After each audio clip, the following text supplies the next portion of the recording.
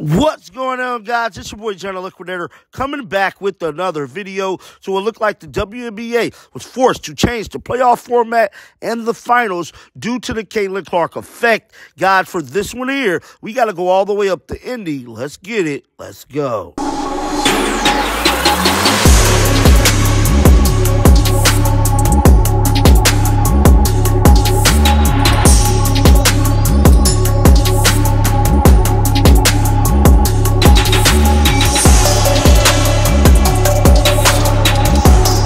If you thought the WNBA was done catching in on Caitlin Clark effect, I'm here to tell you they ain't done yet, because Kathy just dropped major information letting it be known that the playoffs and the finals is about to change, bringing it up to date. Now, we know the WNBA has been playing in a dinosaur league. The simulation of the playoffs and even games are all called into question when you look at the way other sports series lay out their playoffs and their championship games.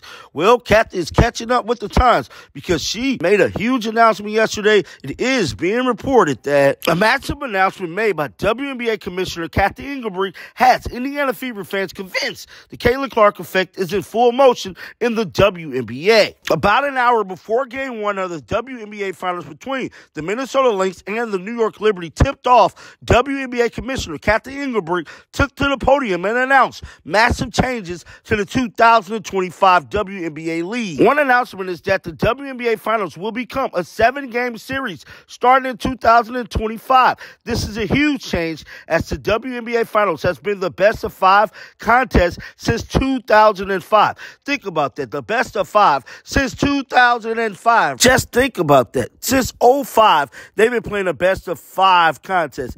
It's finna be 2025, dog, and we still gotta look at this same format. Now, y'all can't sit up here and tell me Caitlin Clark ain't Michael Jordan. But let's roll the footage of the commissioner speaking to the crowd, letting it be known that the formation is about to change. Roll the footage. Starting next year with the 2025 WNBA season, the WNBA Finals presented by YouTube TV will be a best-of-7 format, replacing the current best-of-5 format. The finals will take on a 2-2-1-1-1 structure, in which the team with the higher seed will host games 1, 2, 5, and 7, and its opponents will host games 3, 4, and 6. This will give our fans a championship series format that they are accustomed to seeing in other sports. Now, that was Kathy telling people in the media that the whole layout is about to change. I'm telling you right now, many fans is calling this the Caitlin Clark effect. Now, there has been many WNBA superstars that came before Caitlin. I'm telling you right now, nobody has brought this much change to the league. Now they're changing layout of the playoffs and the finals. They got charter flights. Hell, what else they about to get? I feel like they owe Caitlin Clark some type of commission, bro. Oh, we can't forget about the media rights deal. They got them $2 billion. They ain't never had $1 billion media rights deal before Caitlin got there. She is Michael Jordan. Moving on to another story, that is the WNBA viewership. Now, a lot of people would say that the viewership is through the roof. Oh my God, this is amazing. But I'm here to tell you, when Caitlin Clark was there, y'all was in the millions. Y'all ain't hitting the millions no more, bro. Check this footage out right here. That Caitlin is out. And is that somewhat factually accurate? Yes. It's not accurate. Viewership numbers with Caitlin Clark are astronomical. She is a big draw. Yeah. She brings in all the things. We know this. We've said this. And yes, the games where she's not playing have lower viewership. But in the WNBA playoffs, and we'll use the semifinals as the example, the WNBA playoff semifinal games where Caitlin obviously is not in it because her team lost are still breaking records from previous WNBA years, are still cracking 1 million viewers. I believe the record was at like 930,000 overall viewership, but it got up to like it peaked at like 1 point something. So these numbers are still really high, and they're still really meaningful, and they still show and tell a story of the viewership that is being gained in the WNBA. And yet some people continue to flip that. Those people, I've seen Stephen A. Smith talk about it. I've seen Shannon Sharp talk about it. And that's what I just don't understand, is they work for ESPN. So why are you hating on a product? What are we calling a product? A platform? What's it called? Product. Yeah. A product that ESPN that they invest in. Yeah, that's where these viewership numbers are coming. Yeah, it's a business you're in. It's not that they can't. And by the way, It's not that they can't be critical of certain things. They can have their opinions. But that's where I don't understand the framing of that.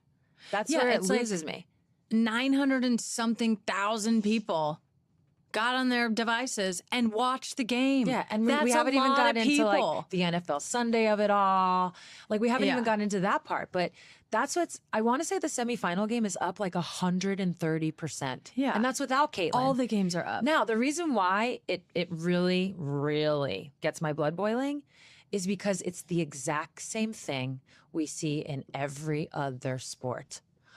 When, I'm going to go on a limb here, but when Messi plays, something tells me the viewership's higher. Ticket sales are up. But we're going to use basketball. This last year, the Celtics and the Mavs were in the finals. That viewership was amazing. It was like 5 point whatever million. Amazing. Lower than the previous years. Lower than when LeBron's in it. Lower than when Steph Curry's in it. Why? And yet, we don't hear anyone shitting on the Celtics and the Mavs. That is not how this works. It's because there's some players that are just so transcendent that the viewership's going to be insane no matter what. Great. And it has nothing to do with the other players, the other teams. And that's the part that I'm really understanding. I'm like defending their stances on her. Like, we were right about Caitlin and this is our defense. And I still think there's something twisted there because nobody... Now, that was Sue Bird speaking about the WNBA viewership pretty much since the playoffs has started. Now, I'm going to give you a little facts to what she was saying. Now, I can agree with her. Some points that the WNBA viewership is higher than it normally is. But if you're going off the WNBA viewership for the average for this 2024 season, the numbers are significantly low. So, according to Sports Media Watch, these are the numbers for the WNBA playoffs for the 2024 season. The first two rounds of the WNBA playoffs averaged 970,000 viewers across ESPN, ESPN2, and ABC. More than double the same point last year, was around 400K. So last year, they was averaging 400,000 views. Now, I'm here to tell you, they was not averaging that during the season. That's the big part they're leaving out of all of this data. What was the viewership during the season compared to the playoffs? How is the playoffs viewership going to go down compared to the regular season when the regular season viewership supposed to be significantly lower than the playoffs? Now, this goes on to say, excluding 3 games that featured who? Caitlin Clark led the Fever to 1.8 million views this postseason, averaging 771,000 viewerships, still considerably above last year. Now, Caitlin Clark is just on a whole nother level. With Caitlin Clark first round of the playoffs, they averaged 1.1 million views. Without Caitlin Clark, semifinals averaged 800,000, which is still up 99% from last year. Now, something I would say is that's great that the numbers is higher than last year, but the numbers is still significantly lower without Caitlin Clark.